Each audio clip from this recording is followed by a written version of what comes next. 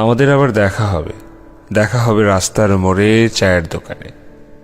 ততদিনে মানুষ বুঝে যাবে বেঁচে থাকার ভালোবাসা কতটা সুন্দর। মানুষ জানবে মানুষ মানুষকে দেখতে চায়, মানুষ মানুষকে বলতে চায়, ভালোবাসতে চায়, ধরতে চায়। মানুষ তার প্রিয় মানুষকে চায়। এমনই এক পৃথিবীতে দেখা হবে তোমার আর আমার।